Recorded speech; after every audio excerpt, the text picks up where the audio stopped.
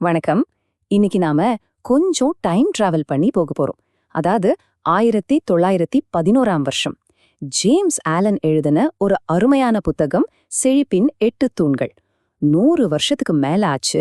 ஆனா இன்னிக்கும் அதுல இருக்கிற விஷயங்கள் எவ்வளவு ஆழமா நம்ம வாழ்க்கைக்கு பொருந்ததுன்னு பார்க்கும்போது ரொம்ப ஆச்சரியமா இருக்கு. வாங்க அத பத்தி விரிவா பார்க்கலாம். செழிப்பு இந்த வார்த்தைய கேட்டதும் நம்ம மனசுல என்ன வருது? ஒரு பெரிய பங்களா, ஒரு சொகுசு கார், பேங்க்ல நிறைய பணம், கரெக்டா? ஆனா ஒரு நிமிஷம் யோசிங்க. ஜேம்ஸ் ஆலன் நம்ம கிட்ட ஒரு ரொம்ப முக்கியமான கேள்வி கேக்குறாரு. உண்மையான செழிப்புனா இது மட்டும்தானா அப்படின்னு. பாருங்க, இந்த கேள்வி இதுதான் நாம இன்னைக்கு பேச போற எல்லா விஷயத்துக்கும் ஒரு அஸ்திவாரம் மாதிரி. அந்த கேள்விக்கான பதில் இங்கதான் இருக்கு. ஆலனை பொறுத்த வரைக்கும் செழிப்புங்கிறது வெளியில இருந்து நம்ம தேடி பிடிக்கிற ஒரு பொருள் கிடையாது. அது உள்ளுக்குள்ள நம்ம மனசுல நாம வளர்க்க வேண்டிய ஒரு பண்பு. ஒரு உறுதியான தார்மீக அடித்தளத்துல இருந்துதான் உண்மையான செழிப்பே ஆரம்பிக்குது. அப்போ செழிப்புனா உண்மையிலேயே என்ன? நம்ம பேங்க் பேலன்ஸ தாண்டி ஒரு நிறைவான அர்த்தமுள்ள வாழ்க்கைக்கு என்னவெல்லாம் தேவைன்னு கொஞ்சம் ஆழமா பார்க்கலாம் வாங்க. செழிப்ப பத்தின நம்ம பழைய எண்ணங்களை எல்லாம் மாத்தி யோசிக்கிற இந்த பயணத்தை ஆரம்பிக்கலாம். முதல்ல ஒரு கட்டடத்துக்கு அஸ்திவாரம் எவ்வளவு முக்கியமோ அதே மாதிரி நம்ம செழிப்புக்கும் ஒரு அஸ்திவாரம் தேவை.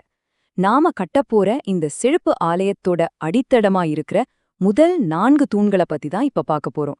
இது எல்லாமே நம்மளோட அக ஒழுக்கத்தையும் சுய கட்டுப்பாட்டையும் பற்றியது. இந்த 4 தான் அந்த அஸ்திவார தூண்கள்: ஆற்றல், சிக்கனம், நேர்மை, அப்புறம் முறைமை. இது ஒவ்வொன்னும் எப்படி நம்ம வாழ்க்கைய உறுதியா தாங்கி பிடிக்குதுன்னு இப்போ ஒவ்வொன்னா பார்க்கலாம். முதல் தூண் ஆற்றல்.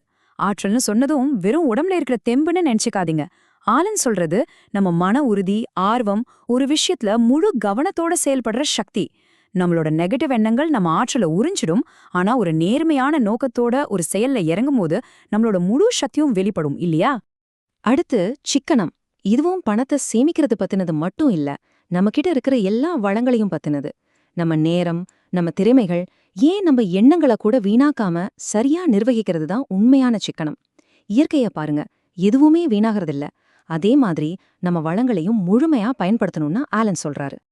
இப்ப நம்ம பாக்குறது ரொம்ப ரொம்ப முக்கியமான ஒரு தூண். ஆலன் என்ன சொல்றாருன்னா, இதுதான் அஸ்திவாரத்துக்கே அஸ்திவாரம்: நேர்மை. சும்மா யோசிச்சு பாருங்க, நேர்மைங்கிற ஒண்ணு மட்டும் இல்லனா மத்த எல்லா தூண்களும் எவ்ளோ உறுதியா இருந்தாலும் அது ஒரு மணல் கோட்டை மாதிரி ஒரு நாள் சரிஞ்சே தீரும். ஏன்னா நீங்க எதை செஞ்சாலும் அந்த நீடித்த வெற்றிக்கு அடிப்படை தேவை என்ன? நம்பிக்கை தானே. அப்போ நேர்மைன்னா என்ன? அது வெறும் உண்மைய பேசுறது மட்டும் இல்ல, அது தப்பு செய்யாம இருக்கிற தைரியம், ஒரு தெளிவான நல்ல நோக்கத்தோட செயல்படுறது, எந்த அழுத்தத்துக்கும் வளைஞ்சு கொடுக்காம உறுதியா இருக்கிறது, அப்புறம் வெளிப்படையா உண்மைய ஒத்துக்கிறதுன்னு ஒரு முழுமையான குணத்தை குறிக்குது. நம்ம அஸ்திவாரத்தோட கடைசி தூண் இதுதான்: முறைமை. ஒரு வீடு கட்டுறதுக்கு ப்ளூ பிரிண்ட் எவ்வளோ அவசியமோ அதே மாதிரி நம்ம வாழ்க்கையில ஜெயிக்கிறதுக்கு ஒரு ஒழுங்கான திட்டம் ரொம்ப அவசியம். குழப்பமா சிதறி கிடக்கிற நம்ம ஆற்றலையும் நேரத்தையும் இது ஒருமுகப்படுத்தி நம்மளை இன்னும் திறமையா செயல்பட வைக்கும். சரி, நம்ம ஆலயத்தோட அஸ்திவாரம் இப்ப ரொம்ப ஸ்ட்ராங்கா இருக்கு. அடுத்தென்ன? சுவர்கள் எழுப்பணும் இல்லையா? இந்த சுவர்கள் தான் நம்ம உள் குணங்களை வெளி உலகத்தோடையும் மத்தவங்களோடையும் இணைக்க போகுது. இது நம்ம சமூக உறவுகளை பற்றியது.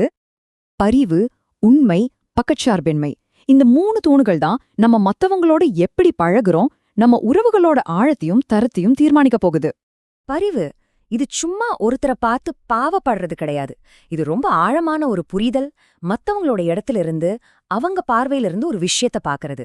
இதுக்கு பேரு தான் எம்பதி. இதுதான் வலுவான மனித உறவுகளுக்கு ஆதாரம். உண்மைனா நம்ம மனசுல நினைக்கிறதும் வாயில சொல்றதும் செயல்ல காட்டுறதும் ஒரே நேர்கோட்ல இருக்கிறது.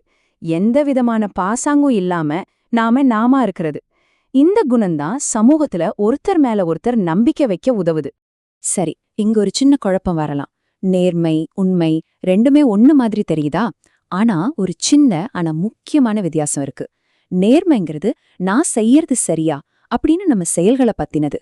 ஆனா உண்மை அப்படி இல்ல, அது இன்னும் ஆழமானது. நான் நினைக்கிறதும் பேசுறதும் செய்யறதும் ஒன்னா இருக்கா, நான் நானா இருக்கேனா அப்படின்னு கேக்குறது. அதாவது உள்ள ஒன்ன வச்சுட்டு வெளியே ஒன்ன பேசாம இருக்கிறது. பக்கச்சார்பின்மை. இத நம்ம மனச ஒரு திறந்த மனதா மாத்துற ஒரு பயிற்சி. அதாவது எந்த விதமான தப்பெண்ணமோ இல்லாம எல்லாரையும் எல்லா சூழ்நிலைகளையும் அப்படியே ஏத்துக்கிட்டு நியாயமா பாக்குறது. இந்த குணம் இருந்தாதான் நம்மால சரியான முடிவுகளை எடுக்க முடியும். இப்போ நாம நம்ம ஆலயத்தோட உச்சிக்கே வந்துட்டோம். சிகரம். இதுதான் நாம பார்த்த மத்த எல்லா தூண்களையும் ஒன்னா இணைச்சு இந்த ஆலயத்தை முழுமைப்படுத்த போகிற கடைசி ஆனா ரொம்ப முக்கியமான தூண். இந்த தன்னம்பிக்கை தான் அந்த உச்சகட்ட கல்லு மாதிரி. இதுதான் மத்த எல்லா தூணுகளையும் உறுதியா புடிச்சு நிக்க வைக்குது. இது நம்மளோட தனிப்பட்ட வலிமையையும் பொறுப்புணர்வையும் குறிக்குது. தன்னம்பிக்கைன்னா தனியா இருக்கிறதுன்னு அர்த்தம் இல்ல.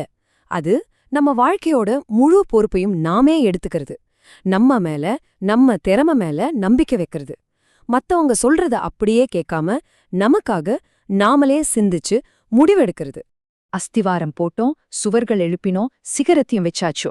இப்போ நாம தனித்தனியா பார்த்த இந்த 8 தூண்களையும் ஒன்னா சேர்த்து பாருங்க. இதுதான் ஜேம்ஸ் ஆலன் சொல்ற அந்த முழுமையான செழிப்பு ஆலயம். இதுல நம்ம முக்கியமா புரிஞ்சுக்க வேண்டிய விஷயம் என்னன்னா, இந்த தூண்கள் எல்லாம் தனித்தனி குணங்கள் கிடையாது. இது எல்லாமே ஒன்னோட ஒன்னு பின்னி பிணைஞ்ச ஒரு அமைப்பு.